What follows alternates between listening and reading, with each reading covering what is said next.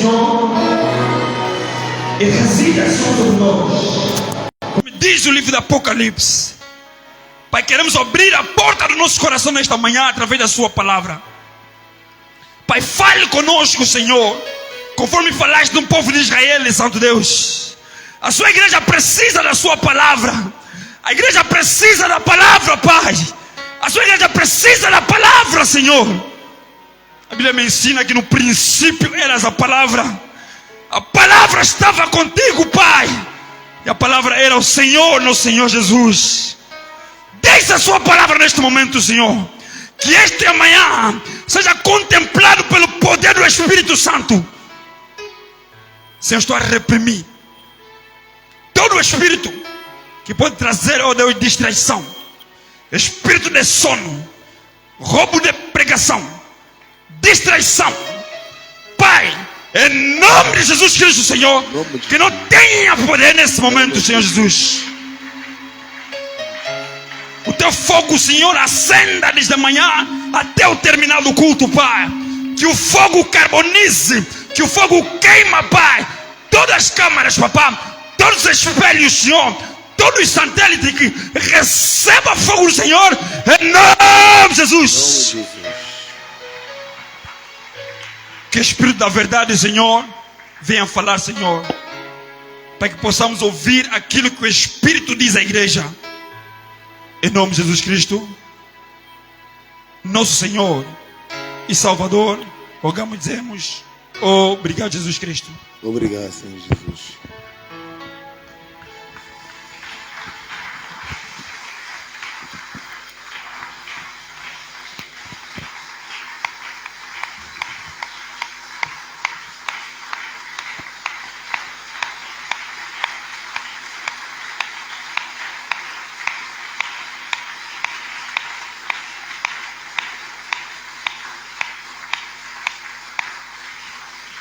Amen. Amém.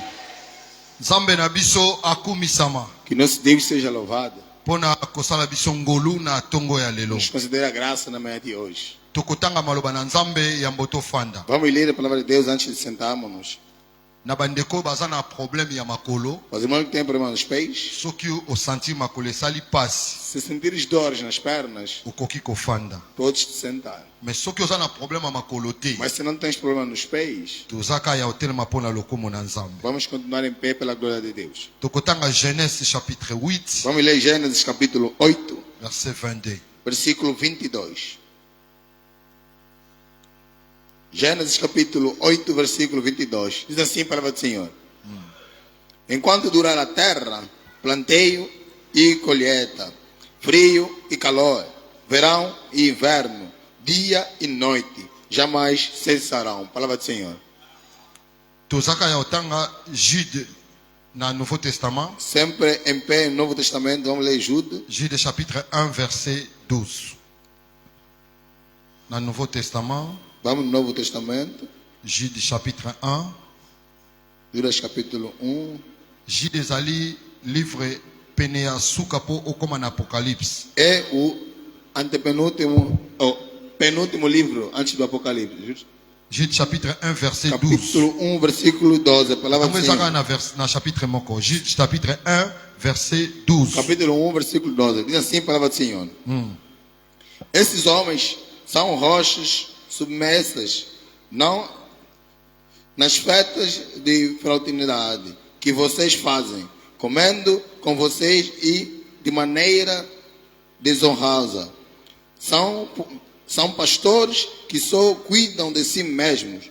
São nuvens sem água, impelidas pelos ventos, árvores de outono, sem frutos, 2 vezes mortas, arrogadas pelas raízes. Palavra do Senhor. Tosuksa na Zacharie chapitre 10 verset 1. E vamos terminar em Zacarias capítulo 10, versículo 1. Zacarias Chapitre 10 capítulo 10, verset 1. versículo 1. Diz assim a palavra do Senhor: Peça ao Senhor chuva de primavera, pois é o Senhor quem fez os trovões. Quem envia a chuva aos homens e lhes dá as plantas do tempo. Palavra do Senhor. Amen. Amém. Tubeteli nzambe maboko. Aplaudimos para o Senhor. Tika tofanda.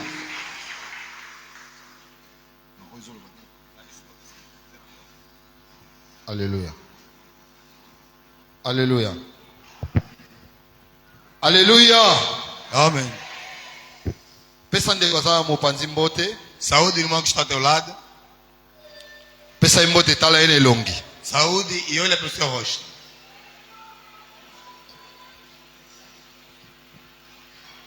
Amen. Amém. Alléluia. Amém. Nzambe na biso akumisama. Que nosso Deus seja louvado.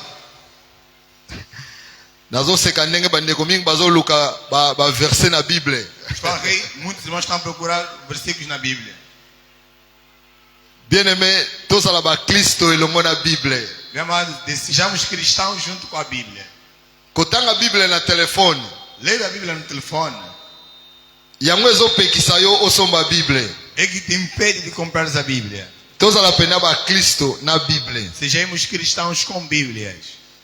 Nzamba sunga biso. Que Deus nos ajude. Atana mukolo moko otanga ata verset moko a Pelo menos Bible. em cada dia leres um versículo bíblico. Omoni ndenge to se basculer. Veja como é que nos perturbarmos. Ancien Testament, Nouveau Testament, Ancien Testament. Antigo Testamento, Novo Testamento, Antigo Testamento. Bandeko ebele na bosolo pena ba se perdre. Muitos irmãos, na verdade, se perderam. Mais Nzamba sunga biso mbala simato se perdre les Mas Deus soutes. nos ajude para a próxima não nos perdermos. Amen. Amém. Amen. Amen lakisi ezala ndengwana. Amém quer dizer que assim seja. Donc soki yo sali yango Quer te, dizer, se não fizeres, osali péché. pecaste. Parce que na kati église, Porque dentro da igreja, devant Nzambe pe devant molimo diante de mosantu, Deus, diante do Espírito Santo, yo lobe ko osala ndengwana. você disseste que assim seja. Soki osaleli yango te, Se não fizermos, osali masumu. pecamos. Nzambe akumisama. Que Deus seja louvado. Merci na grâce nazwi Obrigado à graça que eu recebi. pour nazala liboso Para église. estar diante da igreja. Sincèrement, merci na papa révérend Sinceramente, obrigado para o reverendo pour na atikeli nga lisu nzela por me deixar mais o caminho. na meka ko pratiquer lisu maloba na Nzambe Tentar lolenge praticar a tozoyekola. palavra de Deus conforme aprendemos. Merci na église Obrigado à igreja pour na présence na yo na kati pela église. sua presença na igreja, Na ba encouragement ao encorajamento oyo tango nyonso bosalaka biso tango toteyaka que maloba na em todo Nzambe. momento fazem a nós quando pregamos a palavra de Deus. Teme tongi toloba na tozolobela na tongo ya lelo O tema que queremos falar na manhã de hoje, yango na tableau. está lá no quadro. Éternel est le maître des temps. O Eterno é o mestre do tempo. Éternel, O Eterno, éternel Dieu tout-puissant o Eterno Deus Todo-Poderoso, est le maître des temps. é o mestre do tempo. Ton maître est à saison. Ou o mestre do tempo. Bien-aimé dans le Seigneur, Bem amado ao Senhor. Nzambe ye mokeli na likolo pe na se. Deus, o Criador do céu e da terra. Mutu nyonso meme ba Nicodim so otuni ye Nzambe aza nani. Todas as pessoas que mesmo meninos da escola dominical se perguntaram quem é Deus. Nzambe aza na ba définition oyo esila te. Deus tem definições infinitas. Soki toza 300 na église, Se somos 300 pessoas na igreja, totuni moko na moko Nzambe aza nani. perguntar a cada um quem é Deus. Tokoyoka ba différentes sortes de définition ya Vamos Nzambe. ouvir diferentes tipos de definições de Deus. Nzambe aza papa na biso, Deus é nosso Pai, mokeli ya likolo pe na se. Criador do céu e da terra. Ye nde aza maître Ele é o mestre ya saison. do tempo. Saison eza nini? O tempo que é. Biso awa na Afrique, Nós aqui em África tozalaka na 2 saisons. temos 2 estações. Bana classe bolandanga très bien. Estudantes acompanhem bem. Ndeko nyonso oza na église landanga très bien. Toda pessoa que está na igreja me acompanhe bem. Nzambe maître ya saison. Deus é o mestre das estações. La saison c'est quoi? Stations? Sim, são 2 estações. Ok. Éternel est le maître des saisons. Ele é o mestre das estações. Biso awa na Afrique ndenge tofandi nga na oboye. Nós em África, como sentamos aqui, Tozalaka na 2 saisons. temos 2 estações. Tozalaka na saison sèche Temos a época seca pe saison de pluie. e a época chuvosa.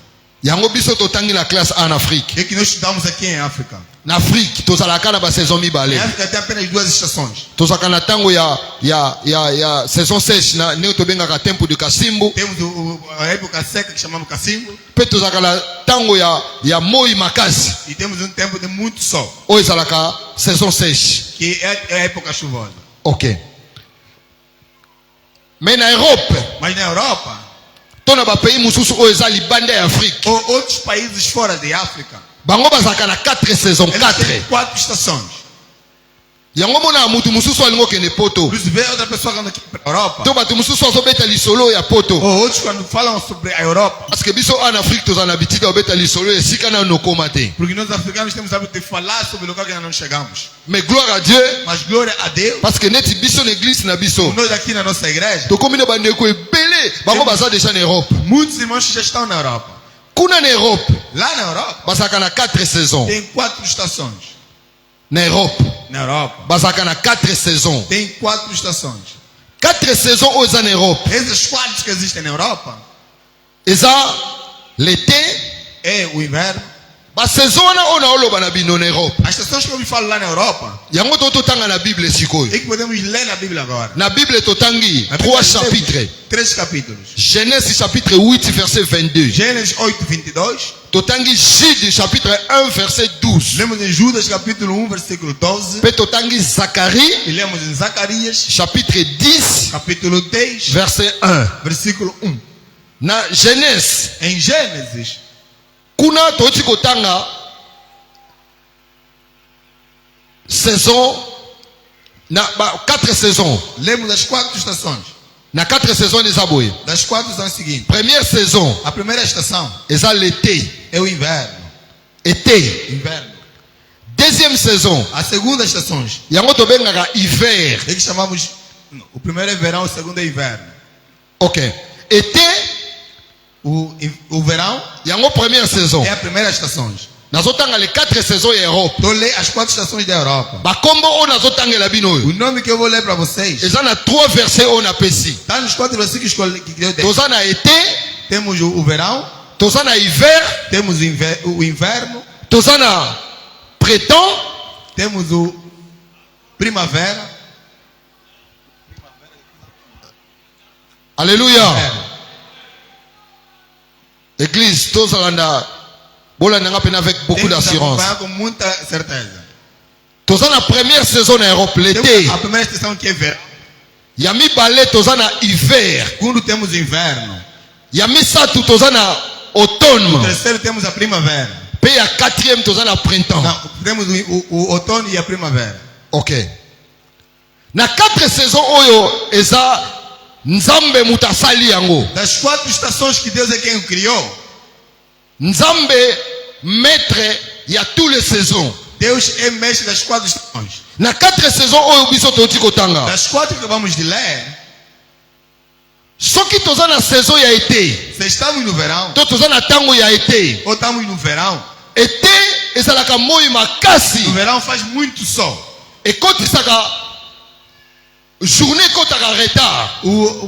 O dia, quer dizer, anoitece muito tarde. Parce que tango tozotanga na E classe, quando nós estamos a ler, a estudar nas ba escolas, professeur bazalaki koexplike biso os boye. professores explicavam-nos assim. Balobaki eza na bapays mosusu na mokili. Há outros países no mundo, Même tokomi 20 heures. mesmo quando toca 20 horas, Mais moi ezalaka mas kaka. ainda existe o sol. Na Europe eza bongo. Na Europa acontece isso. Biso a eza bongo te. Mas aqui não acontece Po isso. biso tozaka na basaison Nós mibale. temos apenas 2 estações. Mais bandeko bazofana na Europe. Mas quem vive na Europa, Bango déjà bazovivre basaison yango nyonso 4. ele já vive as 4 estações. Donc soki bakomi na période ya été, Então, quando estão no verão, été ezalaka journée ekotaka na o retard. verão anoitece muito tarde. Omona bakomi 20 heures. Você vê que são 20 horas. Ta mosusu baokende pene ya 21 heures. Talvez a caminho das 21 horas, Mais moi eza mas kaka. ainda faz sol. Moi pena ndenge biso tomona O boye. sol mesmo como nós vemos assim. Mais na montre Mas no relógio, omona 20 heures. já são 20 horas. Alléluia. Amém. Sikoyo soki ozovivre déjà na bapays wana, Quando você vive já naqueles países, yango toremaka mingi soki si ozala na moto awuti na Europe, porque não está muitas vezes quando você fica alguém que já veio da Europa, bango batravaillaka mingi na l'heure eles trabalham muito com o relógio. po déjà bamesana na basaison wana. Acostumou com as estações. C'est-à-dire Quer dizer, Ce que osa par exemple moi na classe obe muta musala o kenda musala 5 heures. Se você é estudante, então alguém vai trabalhar às 5 horas. Et que yo mesala pour la fo molili ekota. Para tomar antes de dormir, teve TC. Na saison wana Nessa estação, o bano kende classe retard. vai sempre atrasar na escola. Obio bano kende pe musala retard. Também pode ir no trabalho, Pois a saison moko porque é uma estação. pona olala. E para você dormir, Okolala po eri olala ke koki. vai dormir porque o tempo de dormir Mais chegou. soko lobi ke okolala Mas pona vai- molili ekota. Porque já anoiteceu. Molili ekota ka retard. Aquilo vem muito tarde. Pona saison wana esenga andeng wana. Porque naquela estação é assim. Wana été. Aquilo é verão. Na hiver. No inverno, Hiver ezaka malili o makasi. inverno faz muito frio. Donc na hiver, Quer dizer, no inverno, journée silaka vent. anoitece muito cedo. Wana kutu biso pe ato remaka yango. Aquilo, nós também aqui notamos isso. Toti kolekisa tango ya Kasimbo. Acabamos de passar agora o tempo de Cacimbo. Na te Kasimbo. O tempo de Cacimbo, Omona tokomi 12 heures. chegam 12 horas, Mais malili eza nano. mas está sempre frio. Ozokanisa 7 heures. Deixa eu pensar que são Ou bien 8 heures. 8 horas. Donc eza tango moko. Quer dizer, é um tempo. Soki okoti na période wana ya Kasimbo. Entra no período de Cacimbo, Ya hiver. o inverno, Eza tango moko. Il faut travailler pe na montre. é um tempo que deve andar com o relógio. Po yoko okanisa tongo nano etani te. Pensar que ainda não amanheceu. Nzoka tongo ese etanaki toza déjà 8 heures 9 heures. Uns 8 ou 9 horas. Donc soki otaleli ozotalela Se climat, você olhar pelo clima, c'est que okobungisa programme ya oyo osalaka. vai perder o programa que você Ozala mwana classe sendo estudante to ozala muta mosala. ou sendo um trabalhador. 4e saison eza l'automne. O terceiro é outono. Na période wana ya automne No período de outono, ezalaka mwa mbula. é um período que pode ter sol como chuva. Omona donc eza saison moko yo ozokanisa neti mbula ekobeta te me mona ebeti. Você pensa que não vai chover, mas pode chover. Omona moyo ekobima te mona ebimi. Pensa que não pode sair o sol, mas sai o sol. Donc ezaka saison mo yango moni na science ndenge eza développé. Você vê como a ciência é desenvolvida. babimisa ba pareil oyo elakisaka tango. Tem aparelhos que mostram o tempo. Mutu alobi na météo. Chamaram meteorologia.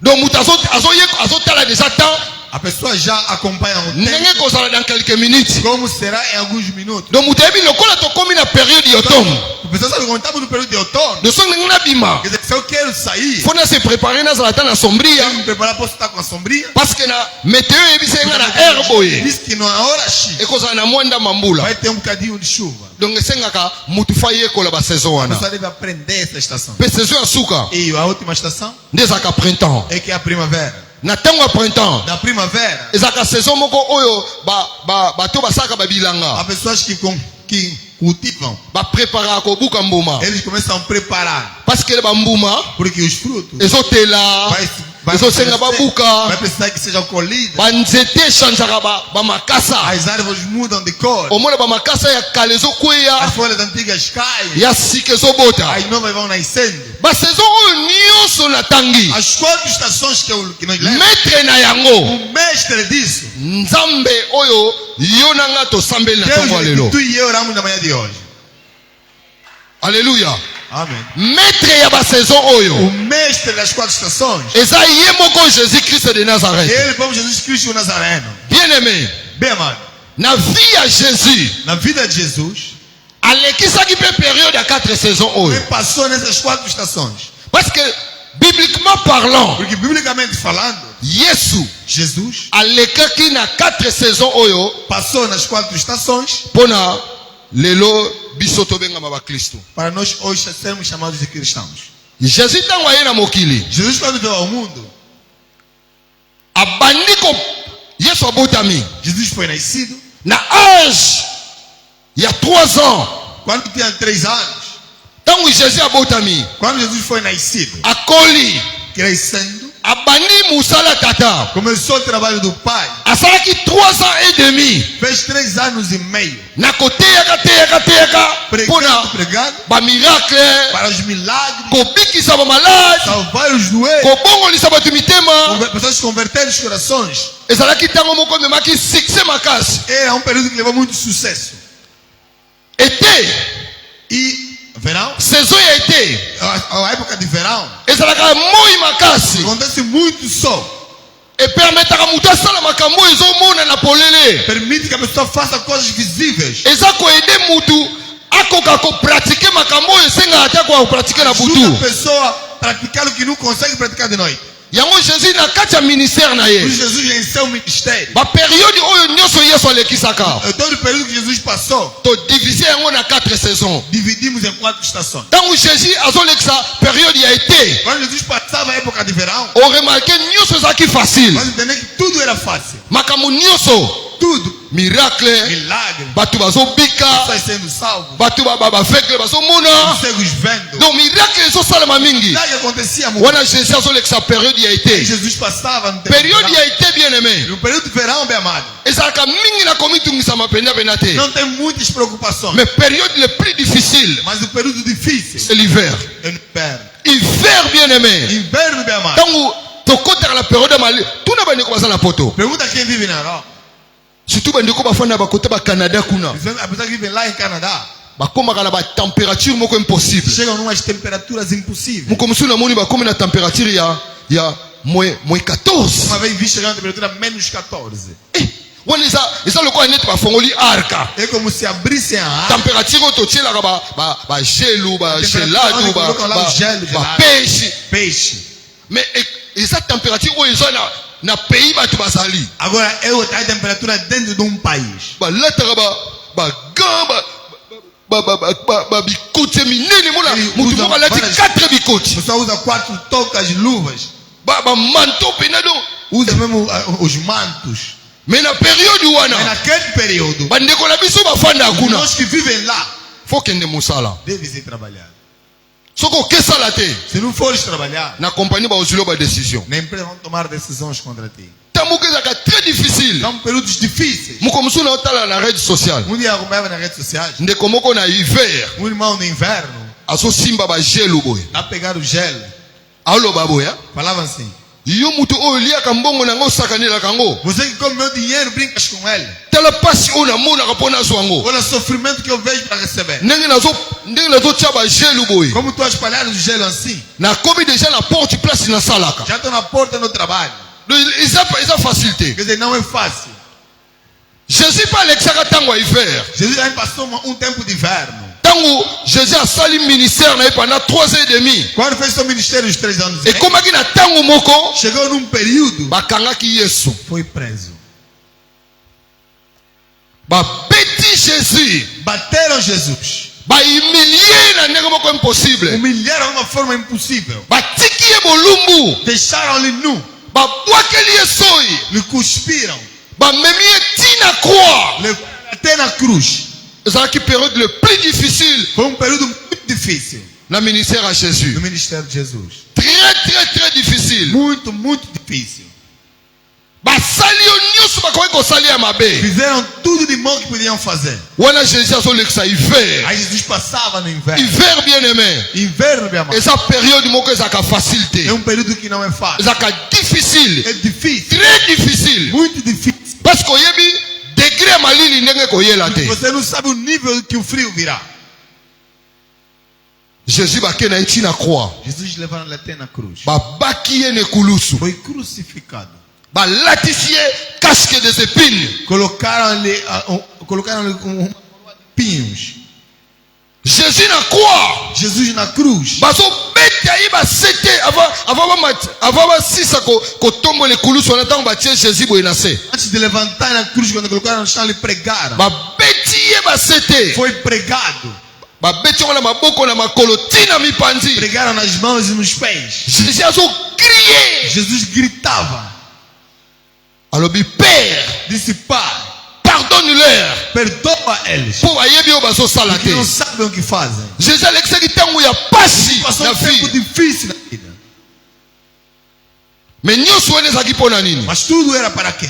mpo église Para que a igreja, oyo lelo tozoloba église que hoje chamamos de igreja, mpo esalema ser criada. mpo église ebanda na Para que mokili a oyo igreja começasse nesse mundo. église Igreja ebandaki na croix começou na cruz. mpo pongana yo tozwa salvação. Para tu e eu termos a salvação, Tozwa ngolwa koloba. termos a graça de falar. Ezalaki chemin oyo Jésus É o alekaki. caminho que Jesus passou. Tango aleki na hiver. Quando passou no inverno, Na kati ya kuwa ya pasi. lá sobre as dores, Église. igreja, Place ezalaki fondée. onde foi fundada. Tango Jésus. Quando Jesus, Marie. Maria, Na Jean. com João, Bazotala Jésus na com kuwa. Jesus na cruz, Bazolela. chorando, Jésus alobi na Marie mère. disse a Maria, mulher, Mulher.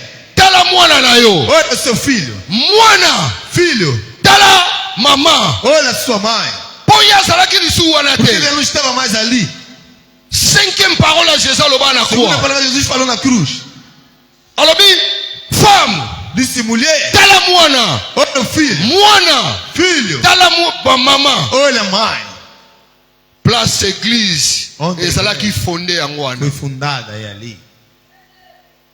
Po lelo nga na tolobake na ke église. Para tu e eu hoje dizermos que fomos a igreja. Nga nazobenga ma église. Eu ser chamado de igreja. Église ebanda na E nekulusu. já começou na cruz.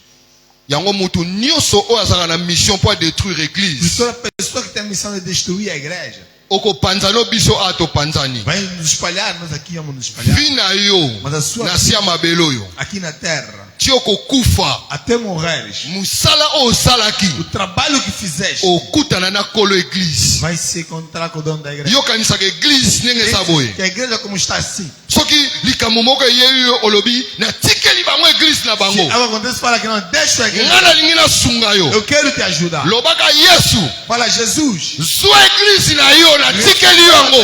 deixa a igreja para você. Po ezalaka nango ya mutu te. Porque não é de ninguém. D'après yokanisaka neti église E oyo. você pensa que essa igreja ezalaka ya papa référent malumu. teve papai reverendo Malumo.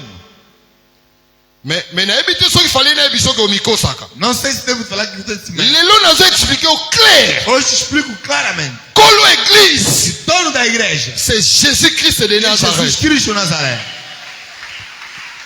Tango yokanisaka église. Quando tu pensas que a igreja, nakoboma église oyo. vou matar essa igreja, nakofrene yango ekende liboso te. pedir para que não avance, problème eza te. não há problema. sala service osalaka. Faça o serviço que faz. mais mokolo nango Mas o dono dela azali. existe. un jour Dia, yo na ye tu e ele aolakisa oke ye mutu asala yo. vai te mostrar que ele é quem te criou. yo mutu basali yo kosala. Você que foste criado apenas, ozotelema liboso ya mokeli. se levanta diante do Criador oloba na koboma para église. falar que matarei a igreja. marka souffrance oyo. Este tipo de sofrimento, nani na mokili asala yango. quem no mundo fez? ata baoyo bazomibengama banzambe. Mesmo que se chamam de deuses. babeta bango na marke oyo. Já lhe basala bango bateram, ndenge basala kristo. fizeram a eles como fizeram a mutu Jesus. moko te na mokili oyo mobimba. Ninguém nesse mundo inteiro asala mission fez uma missão oyo jésus asalaka. que Jesus fez. aza le tout puissant. Ele é o Todo-Poderoso. yango moni na kombo na Por ye. isso vê que isso ata bato batiaki minoko. aqueles que falaram bazobima ntina barede social. saem até nas redes sociais.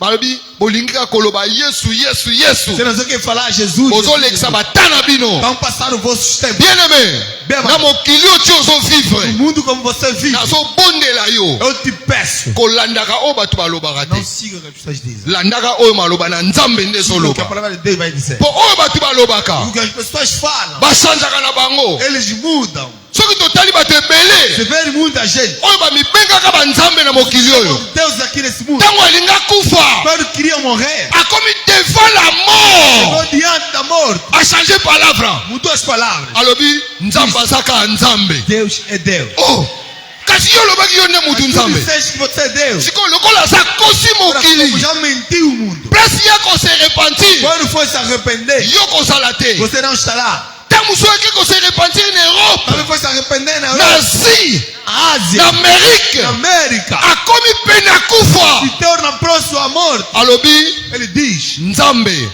Deus, ozaka nzambe eis mesmo Deus. limbisanga na oyo nasala na mokili Perdoa oyo. pelo que eu fiz. lokola ye moko aloba motu nyonso akosenga bolimbisi Será a pessoa que pedir na perdão motema moko no coração, aolimbisa ye vai perdoá-lo? alimbisi ye Vai perdoar. me atiki mokili na Mas perdiction. deixou o mundo na perdição. yango na mokili oyo Por isso, nesse mundo, kolandaka bilobaloba bato te. não siga a falada das pessoas. bato bachanzaka na bango. As pessoas mudam camarade nokuta ochange na ye. O teu amigo pode mudar. Azolanda yo po amona ko na mo intérêt moko boye. Seguir porque vem certo interesse. Mukolo ko sa su intérêt wana te. Quem não terá aquele interesse Au changer na ye. vai mudar.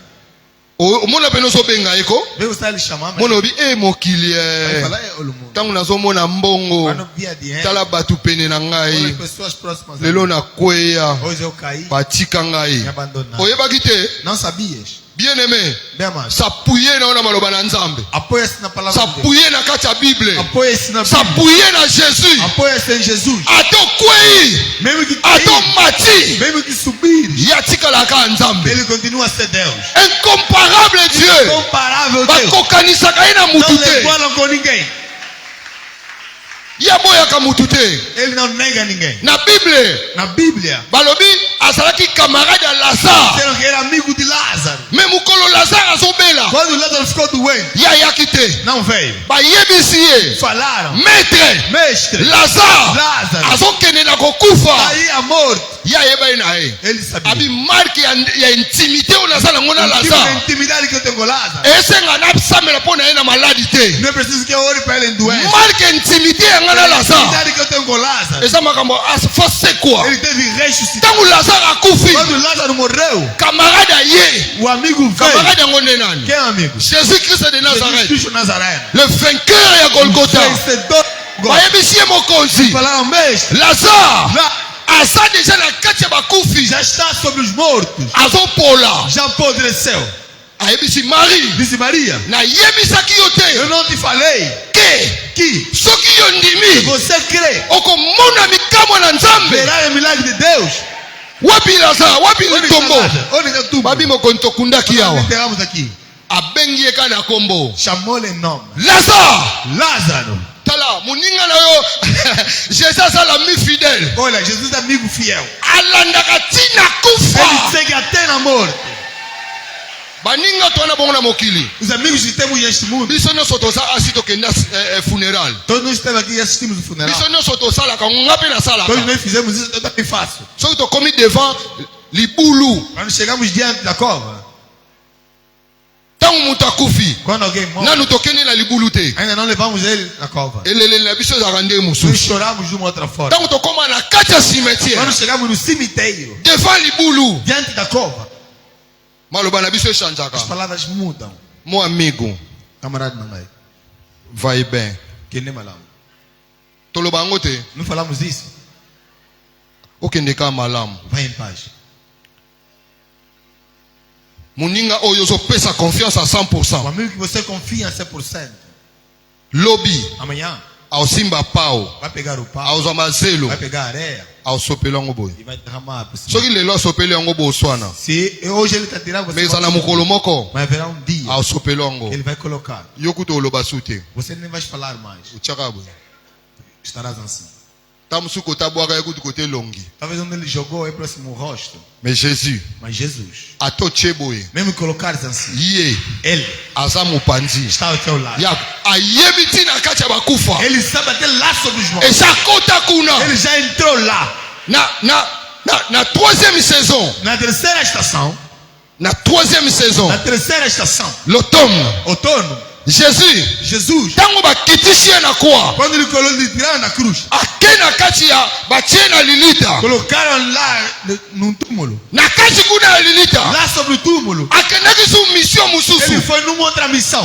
Ntango azalaki na mokili. Quando estava no mundo, Azobikisa bamaladi. salvava os doentes, Bavekele bazomona. cegos viam, Azobikisa azosala miracle. salvava, fazia milagre. Ntango amati na Quando kwa. ele subiu na cruz, Asali église. criou a igreja. Tala mission Olha a missão na mokili. no mundo. Ateisango malamu. Pregou a boa nova, Abikisi bamaladi. salvou os doentes, Bakangi ye. lhe prenderam, Batie na kwa. lhe colocaram Na na cruz. croix. Na cruz, Abandi église. começou a igreja. Po ayebaki aoza su te. Porque sabia que não estava. Il faut église etikala. A igreja deve existir. Église ezala. A igreja deve existir. Asali yango na kwa. Criou lá na cruz. Ntango bakitisi ye na se ya bakufi. Tiraram e colocaram no túmulo. Kuna na kati ya mort. Lá nos mortos. Aqui na séjour de Foi mort. no local dos mortos. Akaboli. Dividiu. Alobi kuna. Disse ali. Na loboko mobali. Na mão direita. C'est dans lieu de repos. É o local de repouso. Esika ba Kristo. Onde os cristãos Babando pema. vão repousar. Atie na loboko mwasi. Colocou na mão esquerda. Esika ba sumuki. Onde os pecadores Babando zala. vão existir. Asana fongola. Ele tem a chave. Ya séjour de mort. Do dia do local dos mortos. Mission kaka ya mutu A mokona. missão de uma só pessoa.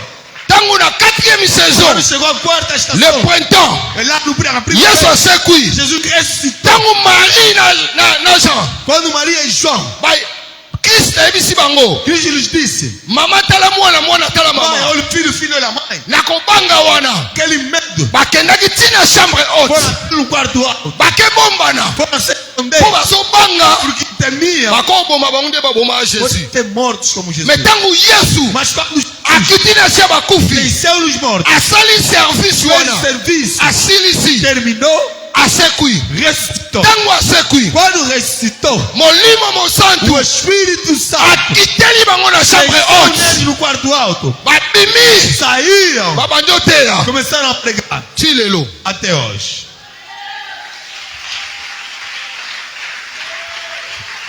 Nzambe akumisama. Deus seja glorificado. Jésus oyo bazopekisa biso. Jesus que nos impede. Jésus oyo bazopekisa biso. Jesus que nos impedem. Bien aimé. Bem amado. Tango ozo église. Quando vem a igreja, Faut landaka ba enseignement. siga os Mo ensinamentos. Kristo Cristão. akolaka na mayekoli. Cresce com os ensinamentos. Yango moni mutu moko akuta ino na nzela. Por isso alguém se encontra contigo a caminho. Ngai na musala tosolo na muninga moko boye. Eu trabalho a conversar com um certo amigo. Abi na ngai yo. Me disse você. Jeune lokola yo. Jovem como você. Na munoko kaka Jésus Jésus Na boca Jésus sempre Jésus. Jesus, Jesus. Jésus mutu Jésus aza pona ba mindele. Jesus é para os Jésus brancos. akufela biso te. Jesus não morreu para nós. Akufela bandeko ne ba mindele. Morreu para os brancos e seus Abe irmãos. problème ezati. Por isso não tem problema. Merci. Obrigado. Tofandi. Sentamos. Mokolo moko boye to voyage nga na ye. Outro dia viajamos eu e ele. Bien aimé. Bem amado. Tokenda voyage moko na haute mer. Fomos numa viagem lá no alto mar. Esengai tokotela na kabinda. Era preciso entrar na cabinda. Po tokende ti Afrique du Sud tokende kota Zambie. Para irmos na África do Sul, África do Sul. Non, faut tokende ti neti bato bazokende Maroc. Íamos para Mais na nzela mai. próximo alguém vai para Marrocos, mas Tokoma na esika moko. chegamos num certo lugar. Bato ebungisi sinal. O barco perdeu o sinal. Satellite ekoso ko transmettre sinal O te. satélite não consegue transmitir o sinal. Bato ekoti na kati ya agitation. O barco entrou em agitação. Babi mutu nyonso na chambre place il faut lata coulette salva vida. A pessoa no barco tem que usar o colete salva-vida. Coulette oyo ya sauvetage. Aquele colete salva-vida. Ofani pena boy na mbetu ko. Você na cama mesmo. Omona baluki pena neto ko na mabele. Você vê que você gira mesmo para cá. Bato ekoti na kati ya O agitation. barco entrou em agitação. Ngana eto zala chambre moko. Eu e ele no mesmo quarto. Atuninga lobi. Aso siko baluki. Agora virou. Abi me pastor. Diz o pastor. Oloba nini? Vai falar o quê? Ngabi na koloba te po olobaki Jésus na nga zanga Agora fo. que Jesus é falso. Siko yo po lobi nini? Agora você também diz o quê? Abi pastor, o pene senga pena ye moko mutaebi mai fa kalmango. Porque tem que ser ele próprio que esse água tem que acalmar. Yo lo beka za fo. Você disse que ele é falso. Ngabi me na minute oyo. Mas nesse minuto, Ozo reconnaître que ya ebi mai. ele conhecer que ele conhece a Abi água. o biyo kaji ba matia bino botia kabiso bete yo kangoti. A pregação que vocês pregam nós também. Ye akalimaka mai te tango basaka na ba disciple. Ele acalmou o Ngabi ye biango. você conhece. Lokola kako ye biango. Você conhece. Naza ko asira yo. Pode te assegurar. Ngai bless domingo. Eu bless. Lokola naza na kati ya bato Como oyo. estou nesse barco. Mission na yelaki. A missão que eu Na fiz. kosala yango pe na kozonga. Fazer e vou voltar. Tokokufa te au nom de Vamos Jésus. morrer em nome de Jesus. Bien aimé. Bem amado. Elekaki 2 minutes te. Não passou 2 minutos. Mai efandi kimia. A água acalmou. Signal ya satellite zongi. Senão o satélite voltou. Komanda bato O alobi. comandante do barco disse. Komanda O bato comandante lá do barco alobi. disse. In nome de Jesus Christ. Na como é isso? Netobiki. Nga na sepeli. Eu me alegrei. Nebiso oyoki. Eu falei, ouviste? Oki makam komanda O alobi. comandante disse. Tolongola ba coulette. Vamos tirar os coletes. Tolongola ba Tiramos coulette. os coletes. Ya salva vida. Salva a vida. Lelo. Hoje, Ndeko wana. aquele irmão. Aosambela awa papa se Paulo. Reza aqui no pastor Paulo. Kosakana na Jésus te. Não briga com Jesus. Kosakana na Christ te. Não brigue com Cristo.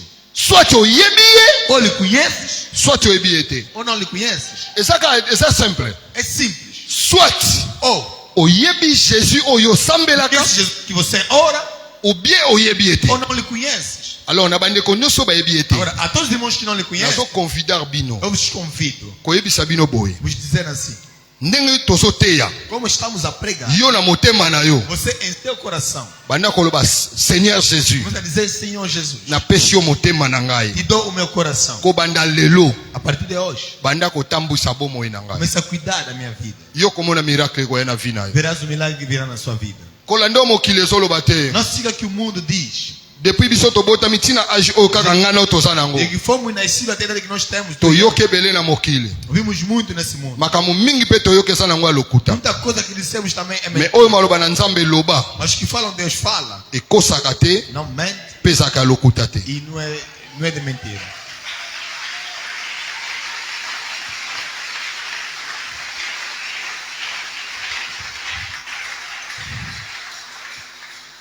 Éternel le maître de toutes les saisons.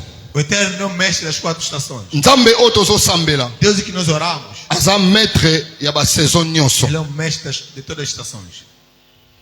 Pratiquement parlant, Praticamente, ndenge tozoloba boye como estamos a falar assim, na vie ya biso bato, na nossa vida como parce que Jésus alobaki boye Jesus falou assim: tel qu'il est, como Ele é tel que nous sommes.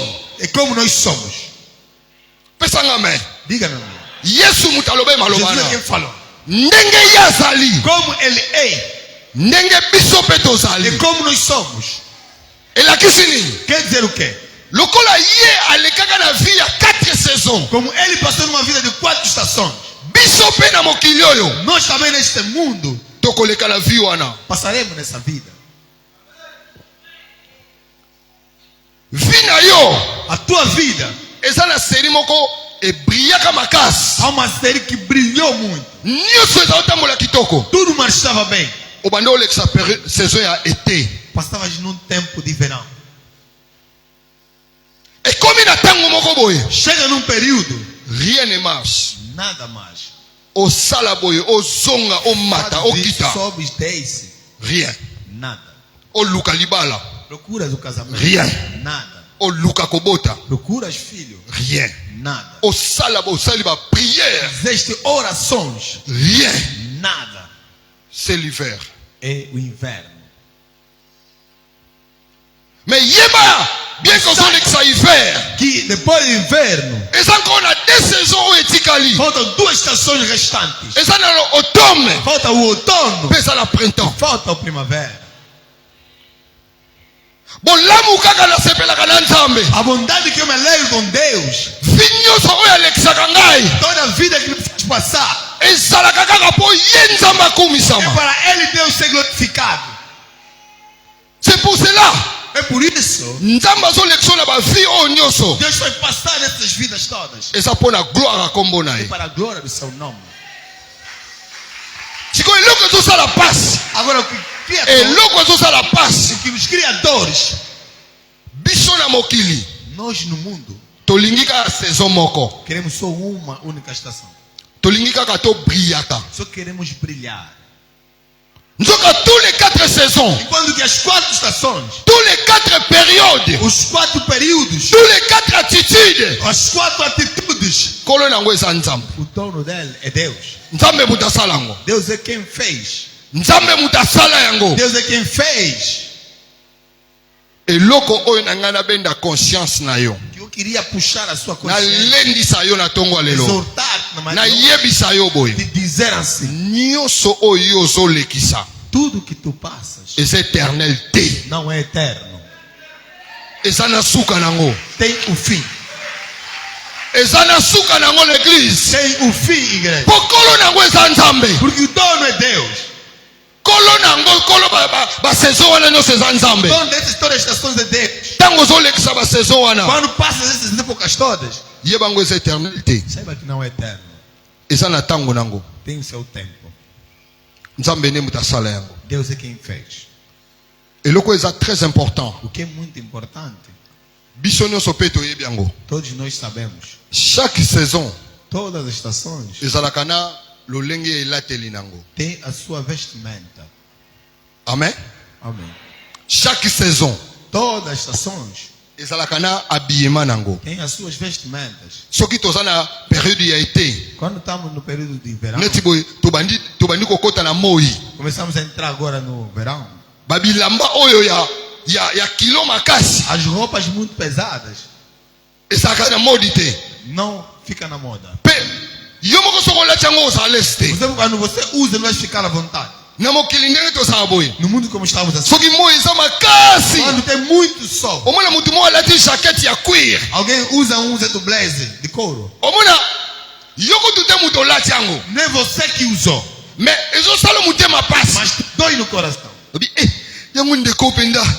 Esse irmão, Ebela moi boye. com todo o sol, Na motema pasi bandeko. o coração está Bona doendo. nini? Por quê? Habillement na o alati. Porque a roupa que ele usou Eza habillement ya saison wana te. não é daquela estação. Donc chaque saison Quer dizer, cada estação ezalaka na habillement tem nango. a sua vestimenta. Habillement Quer dizer, vestimenta elakisaka nini? mostra o quê? Habillement yango elakisaka attitude ya motu. Mostra a atitude da pessoa. Habillement A vestimenta yango elakisaka comportement motu. mostra o comportamento da pessoa. Nga nalati boye. Eu vesti assim. Soki nabimi libanda Se eu saio para fora, na kati bilamba. eu cortar a minha roupa. Ntango na hotel na oya na n'importe église. Quando eu vier na porta da igreja, Bato baba vocês vão dizer: Pablo akoma liboma. o Pablo ficou maluco. Opesi nga kombo wana mpo nani? Deixa-me aquele nome por quê? Ndenge nalateli. Da forma que me vesti. L'habillement Quer dizer que a vestimenta elakisaka identité ya mutu. identifica o homem. Nga nakamwaka mutu mosusu amoni mutu alati mabe. A pessoa vê alguém que se vestiu mal. Mutu wana alati pena ayebi ke ndenge nalati boye nalati mabe. O irmão sabe como eu vesti assim, vesti mal. Eti abimi na ndako na ye. Saiu da sua casa. Ta mosusu soki aza mobali aza mpe na mwasi. Se é homem, talvez também tenha a sua esposa. Soki mpe aza mwana mwasi aza mpe na mobali. Ele tem seu esposo. Eti abimi na ndako na ye. Quando sai da sua casa, Mobali ne amoni o ye. seu esposo lhe viu. Atiki na ye. Deixou ele. Eza simple. É simples. Kolekisa ta une minute ya obeta lisolo ya ndeko wana te. Não passa um minuto e falar sobre esse irmão. Ntango omoni ye boye Quando ndeko ele ado alati vê, mabe. irmão Adão vestiu mal. C'est son identité. É a sua identidade. Identité ya ado. A identidade do Adão, Tomona ngo na elateli. veremos na sua vestimenta. Yango mona mutu musu ntango akiti na mutuka. Por isso outra pessoa quando desce do carro, Alobi na eloko te. não falou nada. Akomi na milia ya bato. Chegou no meio das pessoas. Bato babi zwa kiti wana pesa boss. Você fala, pega a cadeira e entrega no boss. Identité na yo. A sua identidade Bamoni ngo na elateli. vindo na sua vestimenta. Mukristo Cristão, ya fonte da a vida. fonte da vida. Ozolekisa saison nini na vie na yo. Tu passas com a estação na vida. Ndenge tofandi boye. Como estamos assim?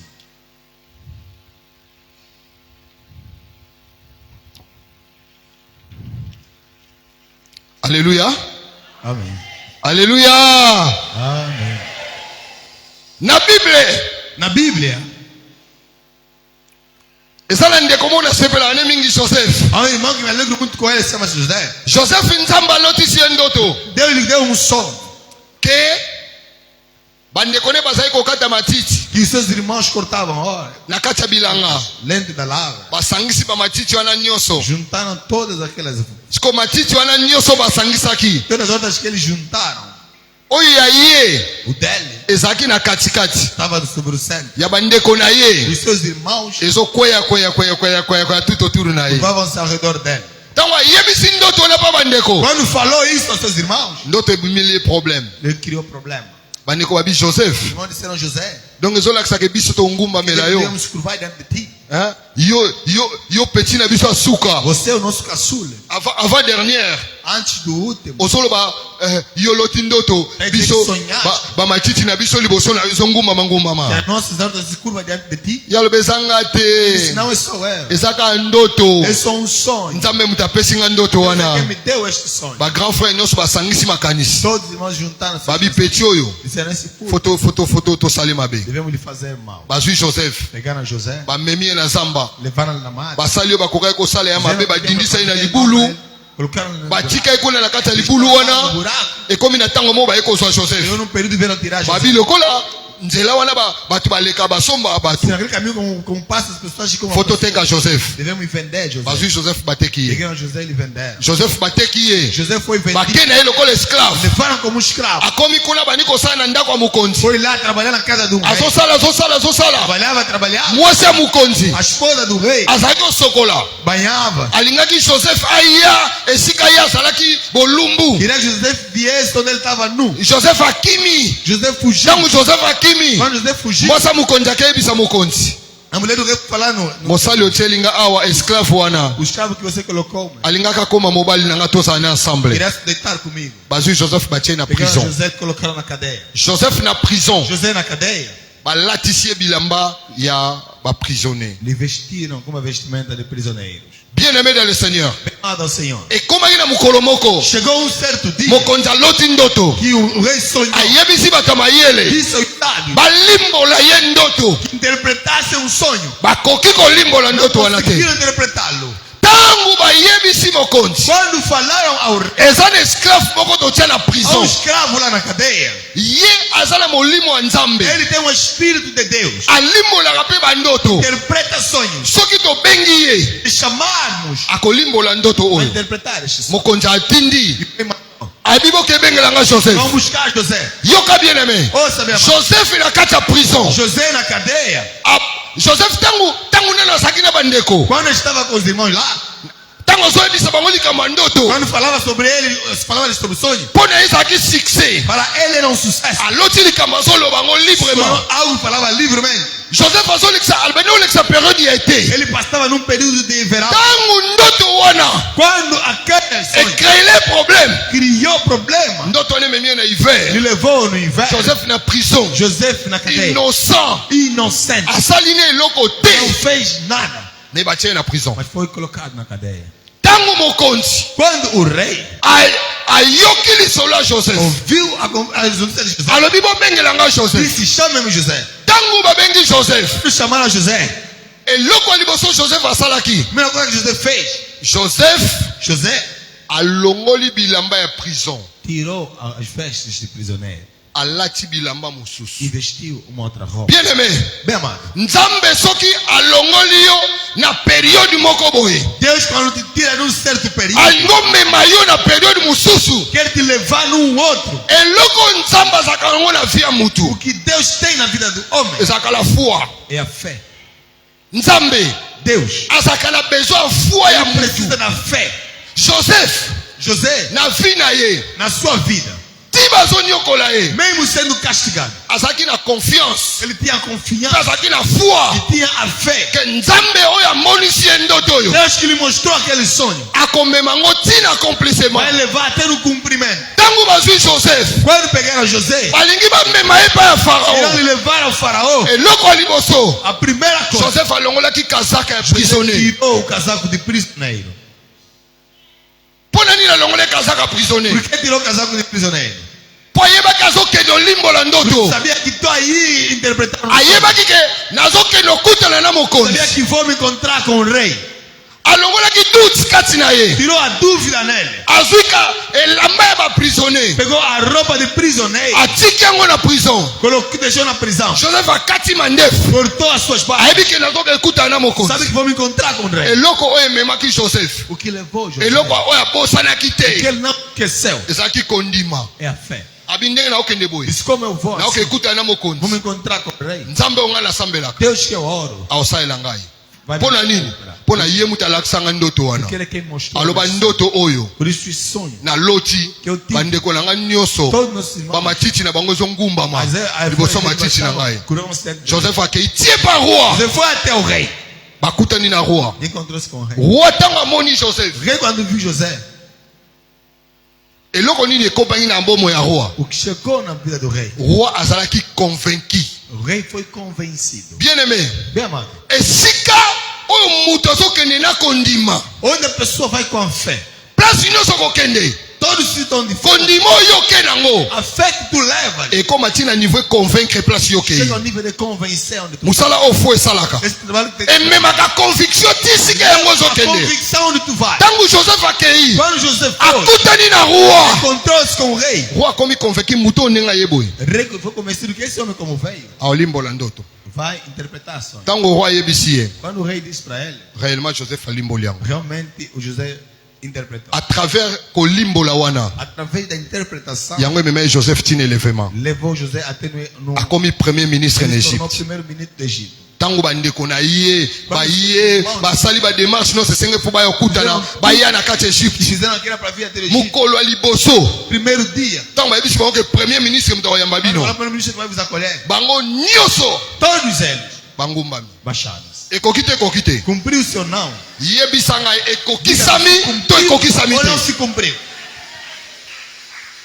likambo oyo kaka oyo ezomema yo na hiver Aquilo que está te levar ainda no inverno, un jour dia, nzambe Deus, na kati ya possibilité na nas yaki suas bonzambe possibilidades como Deus, akokisa yango vai cumprir. dimanche passé yo ozalaki te Domingo passado não estavas, papa teyaki biso te moko très important mas pregou um tema muito importante. rien Nada n'est impossible à Dieu é impossível a Deus. tout est possible É possível, mais pas nani mas a quem? à tous ceux qui croient A todo aquele que crê. na oyo nyonso akondima Todo aquele que crê, nyonso eza possible tudo é possível. alléluia ezalaki ya joseph te Não é só José. ezalaki na ndeko moko azalaki aveugle Havia um irmão que era cego. comme ne bartime O nome era Bartimeu.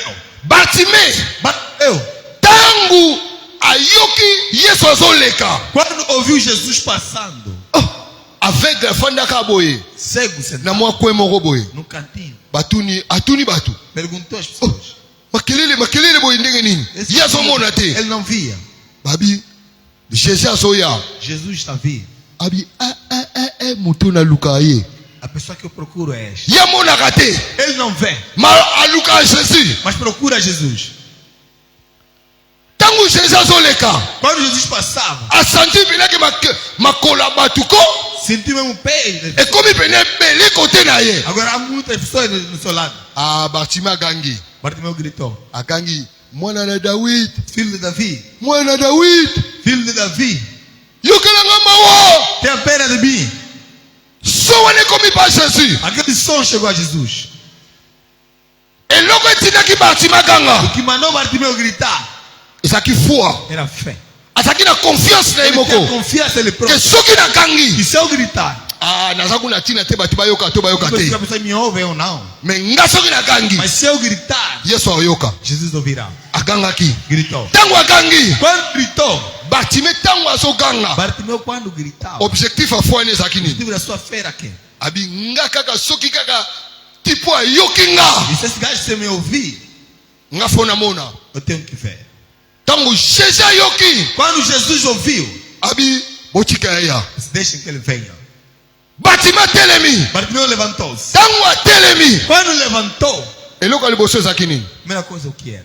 alongoli manto Tirou o manto manto oyo bandeko oyo ekangaki ye na hiver que lhe prendeu no inverno. mokolo wana Naquele dia, ezalaki mokolo ya suka era o último dia ya hiver do inverno mpo na bartime para Bartimeu.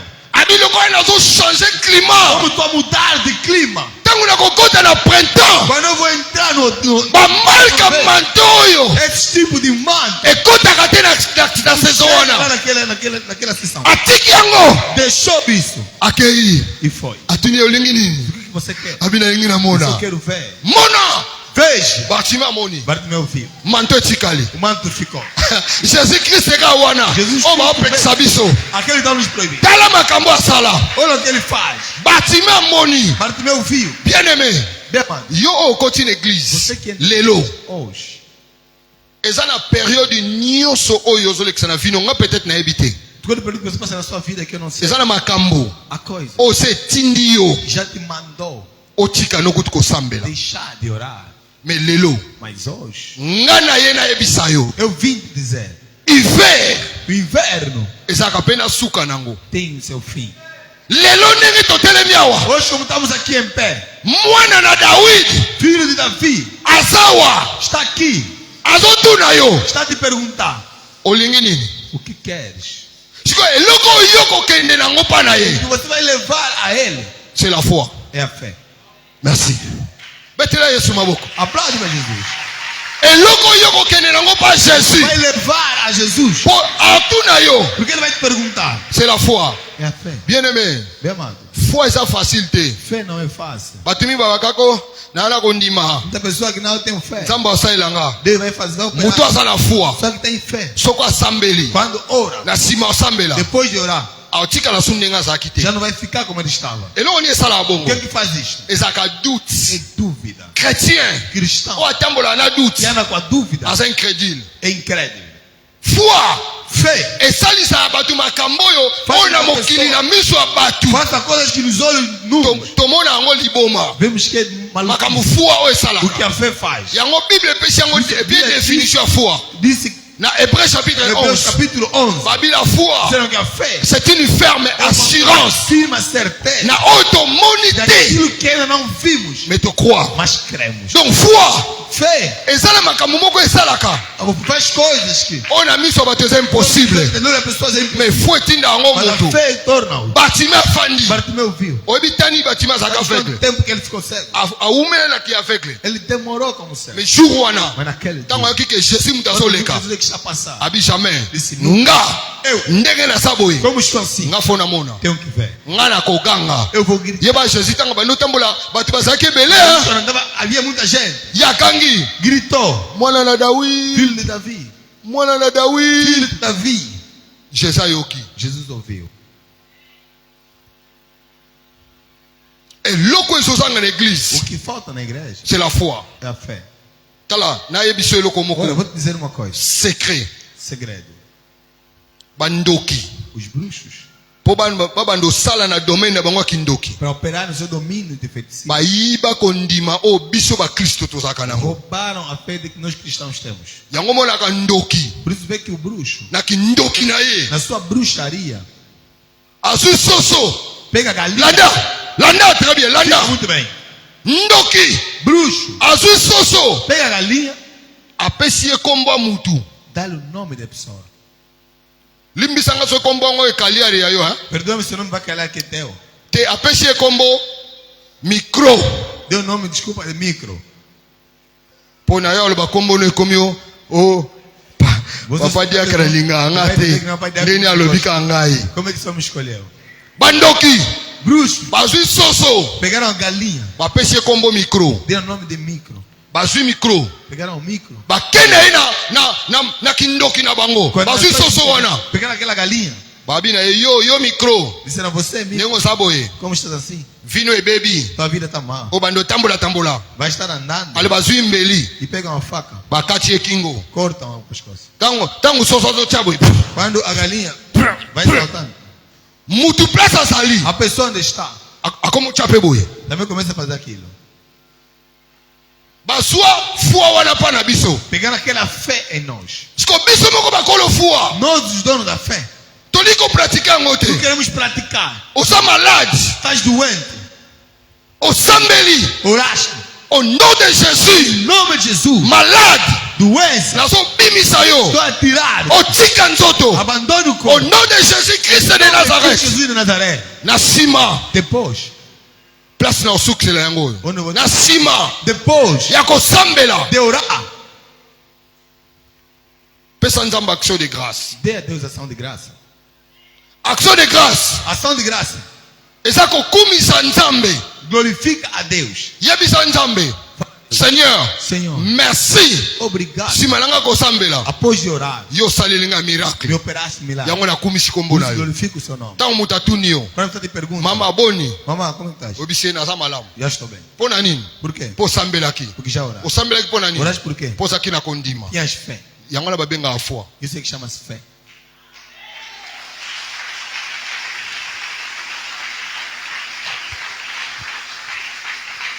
siko yo osambeli Agora tu oras. yo osambeli Você ora. nsima osambela Depois de orar, ndeko boni irmão, como é que estás? E simbate. Não está a dar certo. Problème eza pa na ngata. O problema não está em mim. Problème eza pa na yo moko. O problema está em ti mesmo. Yango Jésus. Por isso Jesus, Aloba. Tango akutani na quando paralytique. se encontrou com um paralítico, Abikisi ye. salvou ele. Abina ye. Disse para ele, Kondima na yo. a sua fé, Moto ebikisi yo. quem te salvou. Nana mona marka kondima Nunca boyete. vi esse tipo de fé. Bien aimé. Bem amado. Kondima. Foi. Fé Eza difficile. é difícil. Yango mona na kati Por église. isso vejo que na igreja, Ndenge tofandi boye. como sentamos, Tozoteya maloba na Nzambe. vamos pregar a palavra de Deus. Toza soki 300 soki 400. Somos 300 ou 400. Momona 2 personnes bamoni loboko ya Duas Nzambe. pessoas veem a mão de Deus. Pona nini? Por quê? Niveau ya foi oyo bango baaplike. O nível de fé que eles aplicaram Yango wana Nzambe abando oluka. é que Deus procurava. Bafoi nyonso etikalaki wana. Todas as festas restantes Ezali na yango bafoi bifoi foi. eram só assim. Mais oyo wana pene ebikisi wana. Aqueles que salvou, Ezalaki bafoi oyo Nzambe azalaki koluka. era a fé que Deus Yango precisava. Kristo alobi. Por isso Cristo diz, Ezosengala mutu. é preciso que Ntango azoya pa na nga. quando vem a mim, Il faut andima. deve Ke crer ngai Yesu. que eu, Jesus, Nazali. existo, Nabikisaka. salvo Pe na kangolaka. e libero. Andima na bomoi na ye Ele crê em mobimba. sua toda a Ke vida. ngai Yesu. E eu, Jesus, Naza mokonzi. Sou o Pe Rei e mobikisi. Salvador. Yango Jésus Por azosenga. isso Jesus está pedindo. Yesu azosenga biso kondima. Jesus nos pede a fé. Tango ndimi Quando okwa. tens fé, acreditas, Osambeli. oras, Sala na confiance. tenha confiança Ke ye que Ele asali. operou. Pe ya mibale. E em segundo, Kumisa Nzambe. glorifique a Deus. Attitude oyo ezozala po bakretien. A atitude que há nos cristãos, Tala na lakisi eloko moko. vou mostrar-te algo. Yaka frère Chiquito. Irmãos que te Vem. venham. Vem. Bongisa caméra kitoko na obouge te ezala kimia. Prepara bem a câmera, não vamos mexer. Église bolanda Igreja, sigam ndenge bakristo tozo se comporter. como os cristãos estão a nos comportar.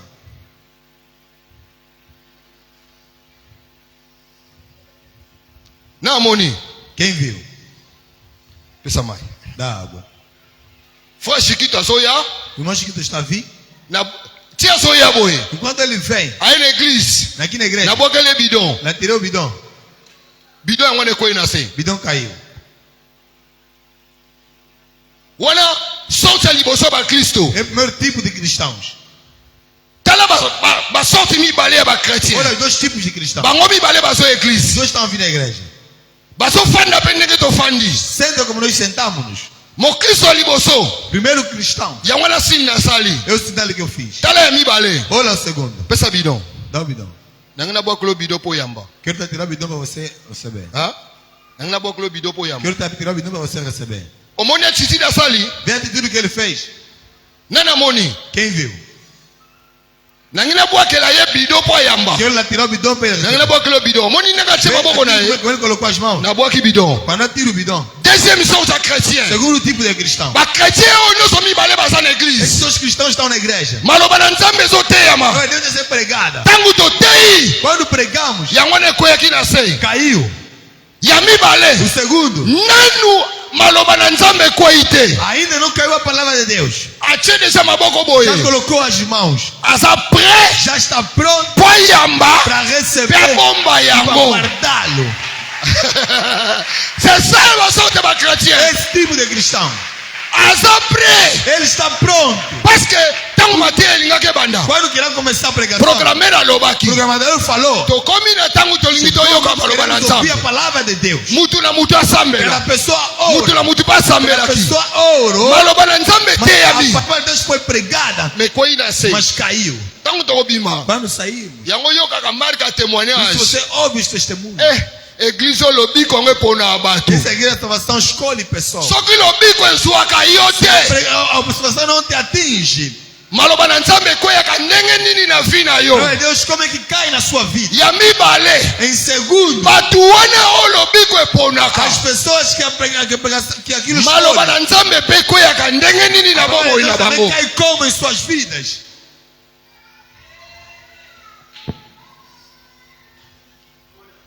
Yango église. Isso é a igreja. Merci papa. Obrigado. Mon église. Vês a igreja? Bisono soto yake église. Todos nós viemos na igreja. Malo balanza mete yami. Provavelmente Deus foi pregado. Mais ça la place monsieur ekoi nango. Há lugares que caíram. Bachango boye. Fizeram assim. Bango baloba na bango andengwana. Eles sofrem. Ba marca passion na mona bango mutu basomo nango. Esse tipo de sofrimento que eu estou a ver, ele que está a ver. Bien aimé. Bem amado. Eloko kaya malamu onga na sepelaka pa nzambe. O que é de bom e que me alegro a Deus. Alobi ata molili Ele eumeli. disse, mesmo que a noite demorar, Suka suka. até o fim Tongo ekotana. vai amanhecer. Ata hiver eumeli. Mesmo que o inverno demorar, Suka suka. mas até o fim Tongo ekotana. vai amanhecer. Ata mpasi eleki. Mesmo que o sofrimento Suka durar, suka. até o fim Pasi wane kosila. o sofrimento Na tuna terminar. question suka pona silisa. Pergunto, última coisa para terminar. Mwana classe ni naza awa o asilisa classe. Que estudante aqui terminou os estudos? Oyo professeur a mathématique. Professor de matemática. Alanda keti leo na classe na ndako apia tarefa. Ele segue até eu na escola para dar tarefa. Asa? Existem? Te, boyoki te. Não ouviste? Mwana classe nini? Que estudante Oyo aza awa. está aqui? Esa silisi classe. Já terminou os estudos. Mais professeur na bango a mathématique. Professor de matemática. Ti lelo alanda keka na ndako. Até hoje ele chega em casa. Po apese Para tarefa. dar tarefa. Asa? Existe. Aza? Même mukolo professeur abandaka kopia Porque tarefa. o professor dava tarefa. Alobi professeur oyo ngafona kimaka classe Eu yango. tenho que fugir. Passion professeur azomonisa O nga. sofrimento do professor me faz passar. Nazokoka ngo lisu Não te. consigo mais. Mais mukolo classe ekosila. Tem que terminar os estudos. Yo na professeur Os abu. professores terminam. Bosilani mpona libela. Terminem para sempre. Yango wana vie ozolekisa. É a vida que você passa. Mukolo nzambe akosimba E aqui situation na yo. tocar a sua situação. Akolongolo na Vai hiver. te tirar do inverno. Ntango akokotisa na printemps. Vai entrar lá. Yo na hiver O abu. inverno termina. Jésus-Christ de Nazareth. Jesus Cristo Nazaré. Service aza nango mpona O biso. serviço que ele tem para nós. Bien aimé dans le Bem Seigneur. amado ao Senhor. Ndeko nango oza na tongo ya Irmão lelo. que está aqui na manhã de hoje. Nalingaki nayebi biso mpona Queria silisa. te dizer algo para findar. Eza na likambo moko te Não há nenhuma coisa oyo etikalaka kaka bongo mpona libela. que fica daquele jeito para sempre. Na 4 saisons Nas 4 estações. eza na saison oyo brillaka Houve uma estação que você makambo brilhou. nyonso banda otambola kitoko. Tudo andava bem. Lelo peut-être ozotambola so malamu Hoje te. talvez já não. Oke na saison ya hiver. Foste no inverno. Mais nazoyebisa yo Mas estou a te dizer. hiver ezalaka bongo. Inverno é mesmo assim. Eyala pasi. É Pasi mpenza koleka. sofrimento demais. ezalaka souffrance akosakana te. Muito sofrimento no Mais yeba yango Mas sai. soki bapesaki yango kombo hiver Deram o nome de inverno mpo eza na periode nango ebandaka porque tem um período que começa mpe eza na periode tem um esukaka. período que termina. Situation na yo A tua situação ebanda começou, suka nango ezali mas a seu fim. okende na periode mosusu Mas em um outro período oyo babengaka printemps. que chamam de Na bandeko oyo bozalaka na bozwi para irmãos que tinham bozalaka na vi ya kitoko tem uma boa vida. lelo bokoba okanisa vi wana. Hoje estavam pensando naquela vida. bien aimé Bem amado, na ngai nayebisa bino Quer te dizer. nzambe Deus aomema bino na printemps vai me levar na aomema primavera. bino na automne Leva no outono. kuna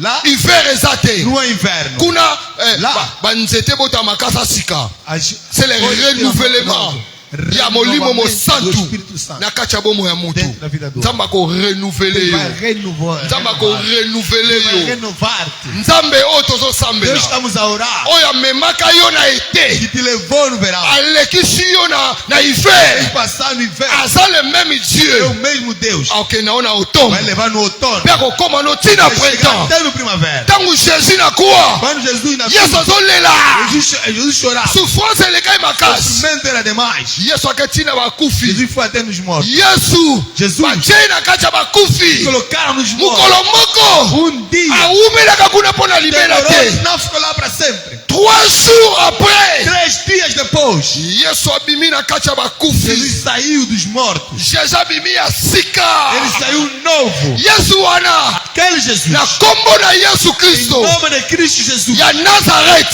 Nazaré oyo akufaki morreu, oyo asekwaki ressuscitou, oyo aza vivant está vivo, akomisa yo na printemps que te leve até a primavera, akotisa yo na printemps te leve até a primavera, akotisa yo na tome leva até no outono. na kombo na Yesu. Em nome de Jesus. Nzambe amemona printemps. Deus te leva à primavera. Nzambe wana Aquele Deus oyo amemaka bato mosusu na levou printemps. outras pessoas na primavera. Kombo na yo ekota. E o seu nome entre. Nzambe ya papa na nga malungu Deus do meu pai maluco. amemona printemps. Te leve na primavera. Alléluia. Merci pour la foi yo lakisi. Obrigado pela fé que manifestou. Sika foi wana Deixa que aquela fé esalamela yo cumpra essa ndenge yo ndimi. como você quer. Ndenge nga nalobi te. Não como eu disse. Mais ndenge yo Mas moko como você próprio ondimi. cresce. Pona sukisa. Para findar. Tangu nzamba kolongolo na Quando hiver. Deus te tirar do inverno. Nzambe tanga kolongolo na Deus hiver. quando te tirar do inverno. Aozongiso na automne. Vai te voltar. Aokeno na printemps. Vai te levar na Printemps. primavera. Na primavera. Ezaka mwa moi. Acontece um pouquinho de Mais ya sol. makasi te lokola ete. Mas não é forte como lá. Ezaka no mwa verão. mbula. Acontece algumas chuvas. Oyebi na ete pona nini bato balata ba Sabe por chemise. que lá no verão as pessoas usam Chemise. camisa? Chemise. Camisa. C'est la simplicité. É a simplicidade. Tangu nzambe omemo na Quando Deus printemps. te leva na primavera, Kobosa na humilité te. não esqueça a humildade. Pesanga amen. Diga amém. Nzambe tanga komema biso na Deus vai te printemps. levar na Kobosa primavera. na humilité Não te. esqueça de se humilhar. Fukama liboso na ye. Ajoelhe diante dele. Lakisa ye ke ye mutu Mostra abongi. que ele é que Yo é. te. Não você. Lakisa ye ke ye nzambe.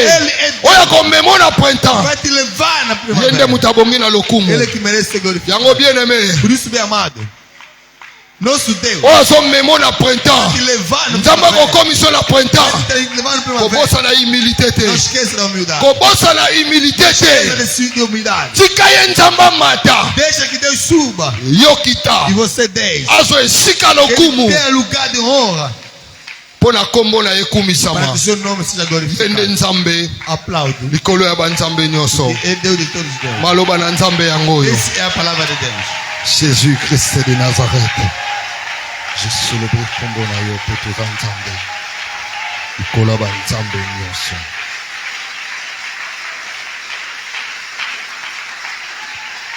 Tolingi to adore nzambe. Queremos adorar a Deus Elongo na ba musicien. juntamente com os músicos.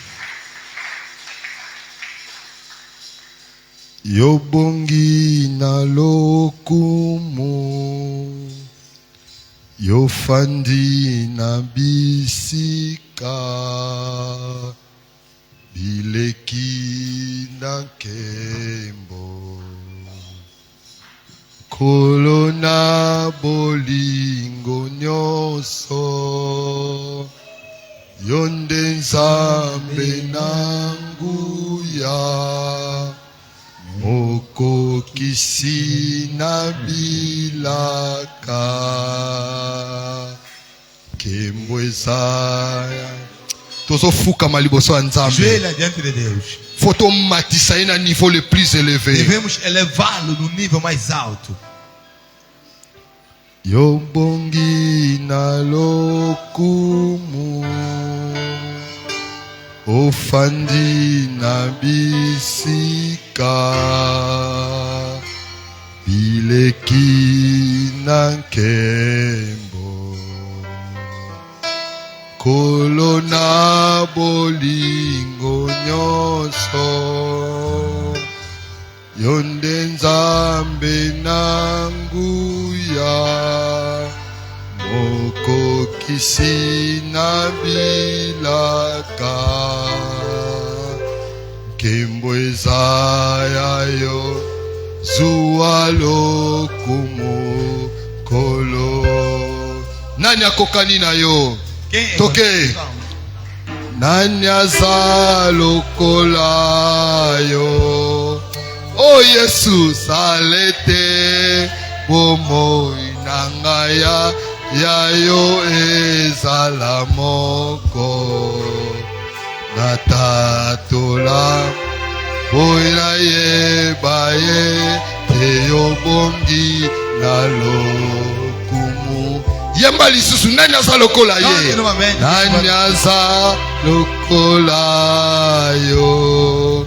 Azate otombo laka kitape lokumu na mboka ta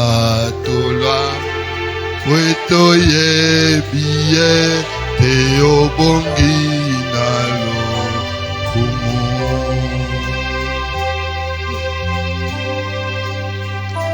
Nanyaza lokola yo yotombola kakitape lokumu na mboka. Toembi na ba musicien. Alléluia.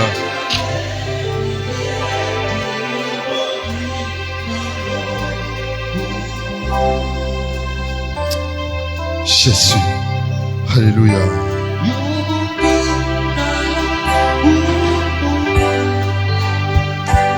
Yofandi na bisika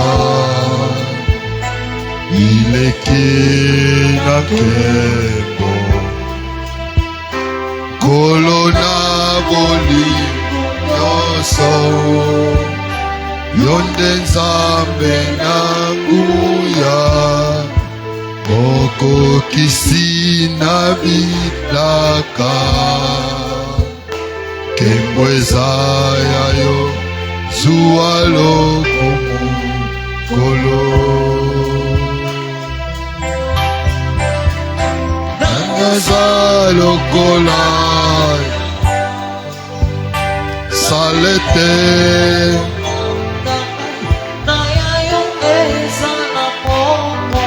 Tozokota na kosambela banda kokumisa nzambe Começa a glorificar a Deus.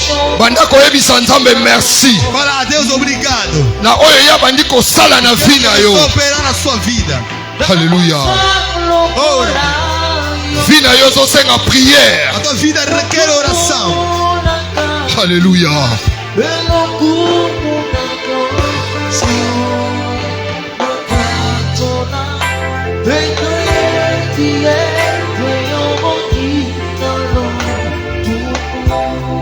Tozokumisa nzambe banda kukumisa Vamos nzambe. glorificar a Deus. Começa a glorificar a Deus. Nzambe kumisama katikati na bomoi nanga po ete oza nzambe.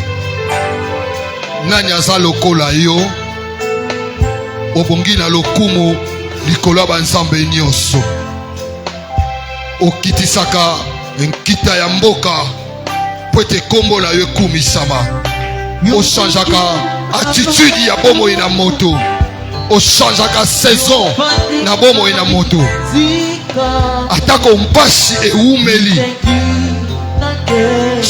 suka ekosila. Alléluia.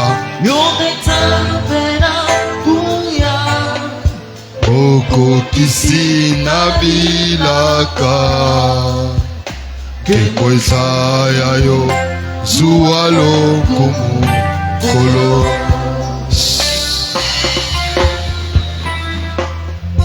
Yoka bien-aimé. Ouça, minha amada.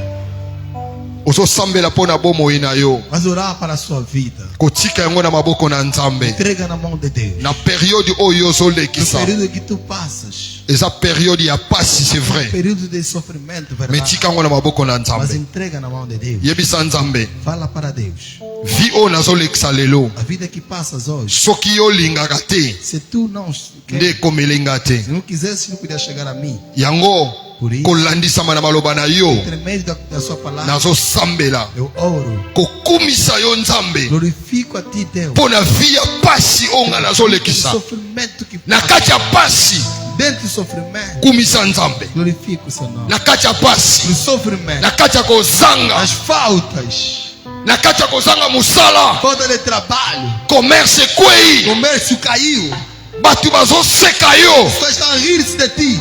likambo te Não há problema. kumisa nzambe Glorifique a Deus. yebisa nzambe Fala a Deus. dimension ya humiliation nakomi nango A lelo humildade que eu tenho hoje, kombo na yo nzambe ekumisama seu nome, Deus, seja glorificado. mpo tiki nga ntina nivo oyo Porque me deixaram até esse nível. kombo na yo ekumisama Seu nome seja glorificado. tika tosambele na kati ya pasi na motema Se orarmos com dor no coração, tosambele oremos.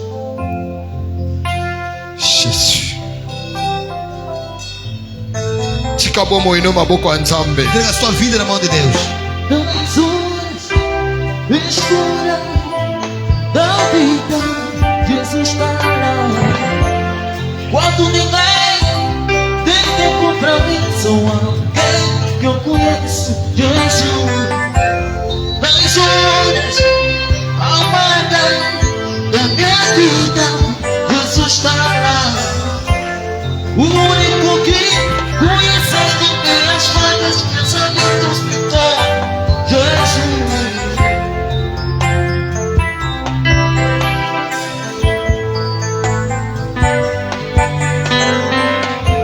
Das horas escuras da vida, Jesus está lá.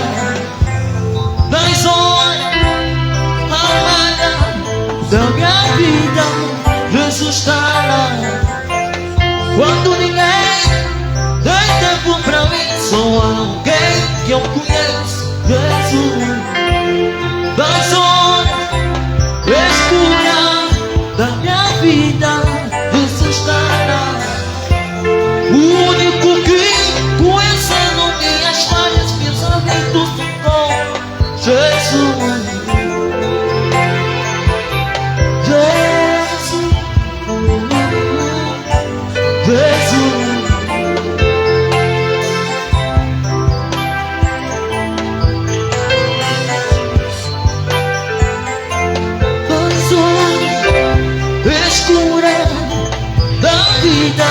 Jesus está lá. Oh, Jesus. Das horas amargas da minha vida, Jesus está lá. Oh, Jesus. O único que conhecemos. Consola a sua igreja. Consola a sua igreja. Quando a pessoa está no verso, sempre lamenta-se. Mas quando chega no printempo, aí, todo mundo vão trabalhar, vai também a coletar, a tirar as frutas que eles semearam.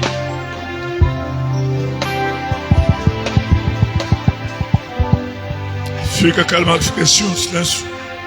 Escuta.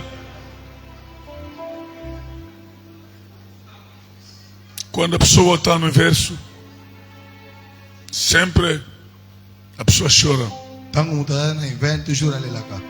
lamenta-se. Alamentaka.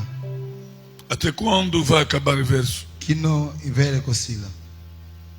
Mas quando chega no printempo, Me tangu akoma kana otan. ele fica alegre, Zala na esengo. porque está pronto para tirar as coisas. Parce que aza prêt pona azwa biloko. Tudo que ele semeou, Nyonso alonaki. ele fica alegre porque vai receber, Po aibika o recevoir. vai ganhar Akokanye. o que ele sofreu para semear. Oye asufra kina kolona. Quer dizer, uma coisa que Deus está a falar: Ngolo bakizelo kumoko nzamba zoloba. a consolação. Eza consolation. Desse domingo passado, Banda dimanche passé. Deus está a consolar alguém Nzambe azo consoler mutu moko. aqui na igreja Awa na église. que está chorando. Oyo azo lela. Essa consolação Consolation oyo. é para você. Ezali pona yo. A sua vida Vina yo. foi bloqueada, Eza bloqué. parou num sítio. Esuki esika moko boy. É por isso que eu chorava sempre. Yango bana kolela tango nyonso. É por isso que Deus está sempre a descer a te aclamar, a te acalmar, azo kita tango nyonso pona kwa nime te yo. consolar, Ko console yo. que Ele está presente Parce que contigo. ezali présent na yo. O sofrimento que estás a sofrer, Souffrance zo lekisa. sabe que ao fim, Yeba kisuka nango ezali. e a alegria que vem. Pe esengo ko ya. Aquela alegria Esengo wana só pertence a Ele, izaka ya ye. Jesus Cristo. Yesu Kristo. Vamos orar agora. Tikoto ko bondela. Fala, Senhor, Kolo eu sei que, Senhor, na yebi Tu kikolo. me conheces bem. Oyebi ngai malamu. O que impede na minha vida, Ozo ko empêcher vi na ngai. talvez era a fé, Tamusuza kondima. talvez é choro, Tamusuza la. talvez dúvida. Tamusuza duti. Mas tira-me, Senhor, Melongola kolo. desse bloqueamento, A blocage dos nyonso. obstáculos que eu coloquei na minha vida. Oizo ona tina Vem no socorro Yakana o secours. da fraqueza da minha vida. Faiblesse ya vi na ngai. no serviço, na musala, numa promoção. promoções. Aos outros que estão passando promoção, que vazou que na promoção. mas eu nunca passei promoção. Menina Alexa promoção. Sempre a barragem. Tu jura eu tô contando. Senhor, tá a barragem sempre. A barragem está maniosa. Na praça, Na Wendy. não estou a vender bem. Na Oteca Malamute. A minha saúde Santé. não está mudando. Eles vão changeter. Em casa, Nandaco. meus filhos, Bana nangai. minhas filhas Bana não nangai. estão mudando. Mas o que change. Pai, sempre Mais toujours. choro. Kolela. A dificuldade que está a ser a permanecer. toujours ça. Jesus Cristo, Yesu Cristo. sou tu. Kaka yo. E por isso hoje Yango lelo. é uma prosperidade Na pusa mi pene na yo. para ser salvo. Kuna biki sama. Salva-me, Senhor. Biki sanga ikolo. Eu ouvi a mensagem. Na yo ki message. De forma que Bartimé Nenge batime. gritou: Aganga ki. hoje, Senhor, Lelo kolo. pelo menos, Senhor, pelo menos Ata. neste grito Na kuganga wana. que eu vou gritar, Ona kuganga. escuta-me, Senhor. Yo kangai. Recebe-me, Senhor, minhas Recevoir. angústias. Ba. Responde nas minhas angústias. Responde na passagem. Em nome de Jesus Cristo. Como na isso. Assim oremos. Muito bom dele. Ora ao Senhor. Onde la colo? Oremos, estamos orando. O Senhor precisa da sua voz. Jesus precisa da sua voz. Jesus na poça é muito. Ele que desceu. Yemu tá kita. Ele desceu agora para tirar lágrima. No kita se cobra para musaiu misso. O choro Na golela. chegou no céu. Combina lola. Ora ao Senhor, meu irmão, minha mãe, meu pai. Não deixe esse tempo passando. Tika tão ele kate. Mas seja presente, que o Senhor seja presente, fica presente na sua vida. O Espírito Santo ajuda agora a sua igreja, Pai. Ajuda a igreja a construir a fé, Pai. O que falta a sua igreja, Senhor, não há fé. Mas o mundo acredita em tudo que o Senhor diz lá. Só que nós não acreditamos, Pai. Senhor, viemos, Senhor. Venha, Senhor, na fraqueza. Na nossa fraqueza, Pai. Venha ajudando a nossa fé. Ó Pai Celestial, ajuda-nos, Pai. Queremos, Senhor, chamar o Senhor Jesus agindo nesse caminhando, Pai.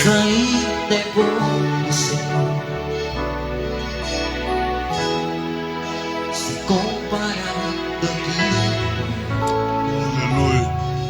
Aleluia, Jesus. Aleluia, Jesus. Aleluia, Senhor. Aleluia, poderoso Pai.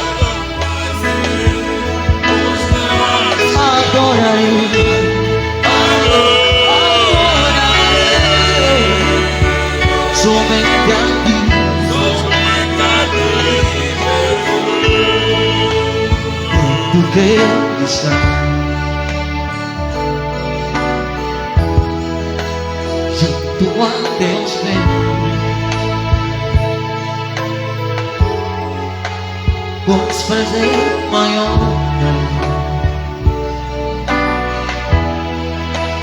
bien dedicado do que há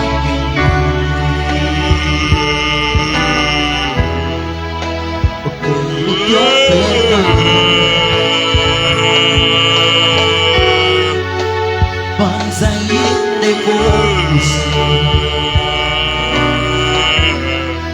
se comparando comigo. Sou apenas meu amigo me tornei. Oh, oh, oh, e não valeu.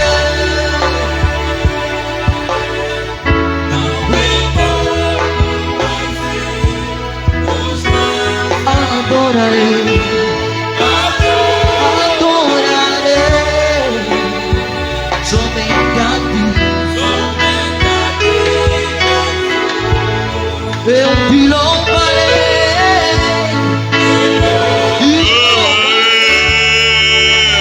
Oh, oh, oh.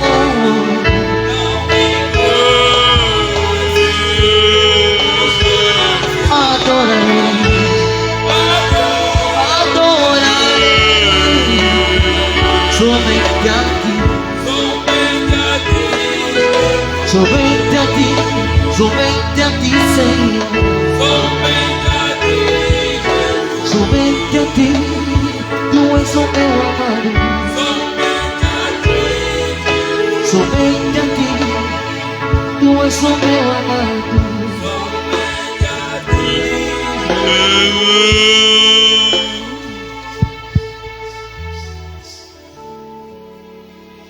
Senhor, somos reconhecidos contigo, Pai, pela confiança que manifestou, Senhor, esta manhã, que tu precisas, Senhor, sempre a se manifestar ao seu povo, Pai, que somos, Pai. Tu sabes, Senhor, a fraqueza e a dimensão da fé de cada um de nós. Mas, Senhor, se aproximamos de Ti e pela, Senhor, nossa força. Senhor, pedimos agora contigo que a sua misericórdia, a sua graça caia sobre a sua igreja, Pai. Tenha pena da sua igreja, que estão, Senhor, a virar as costas contigo, Pai, aí procurar através a solução nos desejos do mundo, mas sempre a tua misericórdia possa cair, assegurar a nossa fé. Quem está fraco ou fraca na fé, venha assegurar, Pai. Consola, Senhor Jesus, conforme que consolaste, Pai, muitas pessoas na Bíblia. Bartimeu foi curada, Lázaro foi ressuscitada, Sara, Senhor, foi visitada, Pai, e recebeu filho. Esther, todos, Pai. Ninguém, Senhor Jesus, que ficou na sua vida antiga depois de se encontrar. Os discípulos entraram, Senhor Jesus, no alto quarto, Pai, no quarto alto, Pai, esperando o Espírito Santo, que dizer, no tempo de Pentecoste, Pai, que dizer, o tempo perdão, de recolher as coisas, sementes, os frutos. Jesus, nós, é o tempo que estamos vivendo, Pai. Mas a sua igreja, através do povo, ainda não viveram isso. Tu vieste, Senhor, a falar com toda certeza que Tu és Deus, Tu és a esperança. Quem olha no céu receberá, Senhor, a sua resposta. Por isso, nós hoje, a sua igreja, ajoelhou-se para se humilhar, para receber o que vem de Ti, Pai. Mas o que vem de Ti, Pai, é uma coisa preparada, uma coisa que vem na resposta do nível de cada um. Criança, Senhor, Tu sabes quantas crianças que precisam a sua intervenção, quantas mamães que precisam a sua intervenção, Quantos papais que precisam a sua intervenção? Quantos jovens que precisam a sua intervenção? Jesus, a solução, nossa solução é só tu, Jesus. É para o Senhor, é o como teu servo, Pai. Leva agora essa multidão embaixo da tua cruz, onde que o Senhor nos foi dada a solução. Onde, Senhor, a resposta vem. Onde que tu venceste o diabo? Onde venceste a doença? Onde que venceste a esterilidade? Onde que venceste, Senhor, as doenças crônicas agudas? Tudo, a maldição, tudo o Senhor que foi caindo na cruz. Onde que, Senhor, perdoaste a sua igreja, seu povo, Pai, derramaste o sangue, Pai, na cruz. Pai, venha, Senhor, ajudando hoje, Senhor, que a sua resposta seja total a quem é que está aqui, Pai.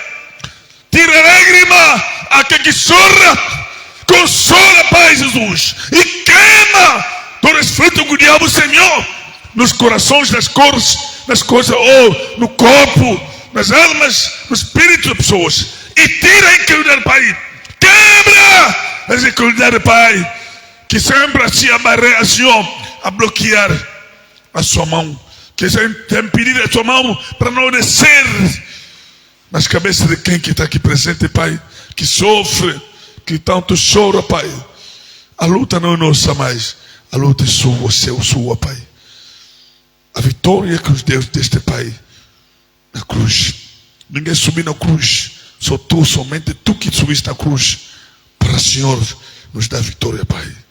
E por isso, Senhor Jesus, estou agora tomando autoridade de tudo para reprimir, a quebrar, a neutralizar todo o poder do mundo das trevas, todo o poder do mundo das águas, que está sempre a incomodar o seu povo.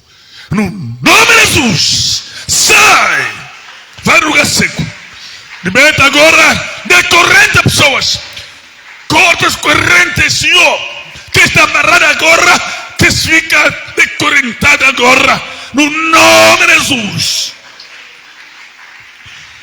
Senhor, vai descer a sua mão de pisadura no corpo de quem é que está doente aqui. Vai descer a sua mão de pisadura, a sarar-lhe agora, no nome de Jesus. E vai descer o fogo para queimando agora tudo que o diabo semeou nos corações, nas almas, nos espíritos das pessoas, no nome de Jesus. Pelo sangue do Jesus Cristo, assim, e que estou rogando, Pai, cubra-nos, cubra a sua igreja, cubra tudo, e abençoa o pregador que pregou, o Senhor, para diácono, que pregou a mensagem. Volta, Pai, Senhor, na sua vida, na sua casa, no seu projeto, de tudo, e interprete também, não esquece, Senhor, abençoa e interprete, que o Senhor fez a translação da mensagem na tua língua, Pai. Mais inteligência, mais capacitação, Pai, na sua vida, em sua inteligência. E proteja essa mensagem no seu sangue. Porque ninguém rouba, ninguém distraída, Senhor, distrair pessoas. Mas que tudo seja nas suas mãos. Assim nós esquecemos de entregar o resto do aumento nas suas mãos, que é a oferta. Que vamos entregar essa oferta, Senhor, a ofertar, Senhor, para pensar e a lembrar mais o que tu fez conosco. Assim dizemos, obrigado, Jesus Cristo. Amém. Amém. Glória a Deus, aplaude fortemente agora o Senhor.